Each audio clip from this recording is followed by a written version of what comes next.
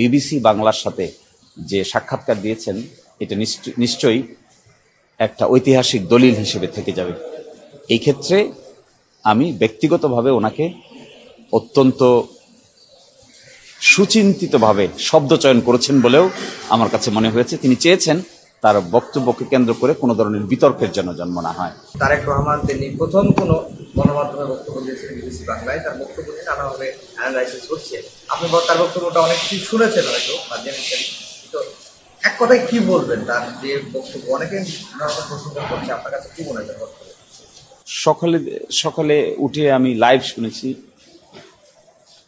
আমি তো দেখেছি যে উনি অত্যন্ত গার্ডেড কথা বলেছেন, শব্দগুলো একটা থেকে আরেকটা আলাদা করে বলার চেষ্টা করেছেন। কেউ যেন চাইলেও ওনার শব্দকে আরেকটা বাক্য থেকে আলাদা করে ব্যবহার করতে না পারে, এই সতর্কতা তিনি অবলম্বন করেছেন। আমি মনে করি this is a good start, এবং আমি এটাও মনে করি বাংলাদেশের রাজনীতির ইতিহাসে গুরুত্বপূর্ণ ব্যক্তিবর্গের মধ্যে তিনি একজন। ফলে তিনি যে কথা বলবেন, যে স্পিরিট শো করবেন, এটা will be lesson to the nation. In my view উনি যে গার্ডেড কথা বলেছেন এটা আমি খুব পছন্দ করেছি। রাজনৈতিক নেতৃবৃন্দকে ক্যালকুলেটিভ ওয়েতে কথা বলতে হয়, এবং সম্ভবত উনি প্রফেশনাল অ্যাডভাইস নিয়েছেন বলে আমার কাছে মনে হয়েছে।